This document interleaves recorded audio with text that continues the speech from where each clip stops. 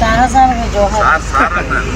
అది ఓకే, ఈ సాహసానికి జోహార్ అండి. రాత్రి అంతా మేడం గారు నిద్రపోలేదండి. అదే మీకు వండుతానని తెలుసు కానీ మరీ అడ్వాన్స్ ఉంటారు కదా, కొంచెం డెప్త్కి వెళ్తారు. మనం ఒక లేబర్కి వెళ్తే దీంట్లోకి వస్తుంది. ఇది కృష్ణాకు పోతుంది. ఈ వాటర్ విజయవాడకు వస్తుందండి.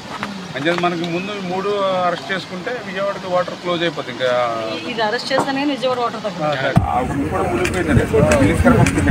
3 బ్రీచెస్ ఇక్కడ ఏర్పడిన బ్రీచెస్ పనులన్నీ కూడా చాలా దగ్గరుండి చూసుకోమని నారా చంద్రబాబు నాయుడు గారి ఆదేశాల మేరకు ఇరిగేషన్ మినిస్టర్ గారు నిమ్మల రామానాయుడు గారు గత 3 రోజులుగా రాత్రి పగలు ఇక్కడే ఉండి ఎట్టి పరిస్థితుల్లోనే ఈ వాటర్ ఫ్లోని ఆపాలి, వాటర్ ఫ్లోని అరికట్టాలి, ఇక్కడ అరికడితేనే కానీ అక్కడ విజయవాడలోకి వచ్చే ఆ ముంపు అన్నది తగ్గదు అనే ఉద్దేశంతో నిద్రాహారాలు మాని నాయకుడి తాలూకా ఆదేశాల మేరకు ఇల్లు వాకిలి వదిలి ఇదే గట్టు మీద నిద్రాహారాలు మానున్న నిమ్మల రామానాయుడు గారికి ప్రత్యేకంగా నేను ఆంధ్రప్రదేశ్ ప్రజలందరి తరఫున డిజాస్టర్ మేనేజ్మెంట్ తరఫున ధన్యవాదాలు, నమస్కారాలు తెలియజేసుకోవాలి. ఎందుకంటే నేను ఇక్కడికి వచ్చాను, ఒకసారి చూద్దాము అసలు బుడమేరు విషయం ఎలా ఉంది ఏంటనో చూద్దామని చెప్పి ఈరోజు ఇక్కడికి రావటమే చాలా కష్టం వచ్చి ఇక్కడికి ప్రయాసం వచ్చి ఇక్కడ రావడం జరిగింది.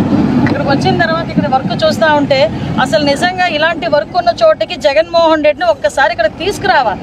ఎందుకంటే బుడమేరు అంటే ఒక నది, బుడమేరు గేట్లు ఎత్తాడు, బుడమేరు అంటే ఏంటో కూడా తెలియని వ్యక్తి సీఎం అయిపోయి 5 సంవత్సరాలు ప్రజల తాలూకా కష్ట నష్టాలని పక్కన పెట్టి సుమారుగా 5 సంవత్సరాలు కూడా తన లాభాపేక్ష గురించి పరిపాలించిన వ్యక్తి ఈ రోజు బయటకు వచ్చి నోటికొచ్చినట్టు మాట్లాడుతూ ఉంటే మళ్ళీ పైగా ప్రజలందరినీ భయభ్రాంతులకు గురి చేయడం, ఏదో బుడమేరు లెవెల్ పెరిగిపోయింది మళ్ళీ వాటర్ అంతా కూడా విజయవాడ మీదకి వచ్చేస్తుందట, ఇలాగంటే అలాగంటే అని సాక్షిలోని నోటుకొచ్చినట్టు రాయటం. అసలు ఈ వాస్తవ పరిస్థితి తెలుసుకోవాలి, వాస్తవ పరిస్థితి ప్రజలకు తెలియజెప్పాలనే ఉద్దేశంతో ఈరోజు నేను రామానాయుడు గారి ఆధ్వర్యంలో ఇక్కడికి రావడం జరిగింది.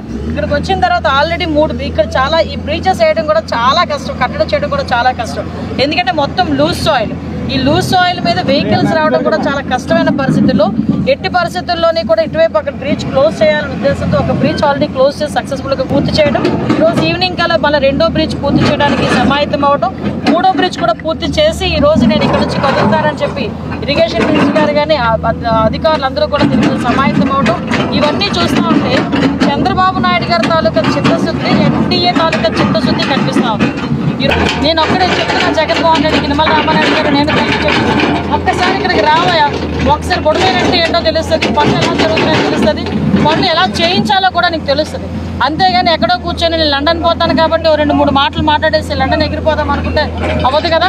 ఈరోజు ఒకటే చెప్తున్నాం, నాయకుడు చిత్తశుద్ధి ఉంది, ఆ నాయకుడు కింద పనిచేస్తున్న మా మంత్రులందరికీ చిత్తశుద్ధి ఉంది, ఎమ్మెల్యేలందరికీ చిత్తశుద్ధి ఉంది, ఓవరాల్గా ఎన్డీఏ కూటమికి చిత్తశుద్ధి ఉంది. ఎట్టి పరిస్థితుల్లోనైనా ప్రజలందరూ ఇబ్బంది లేకుండా చూసుకునే బాధ్యత తీసుకుంటాం.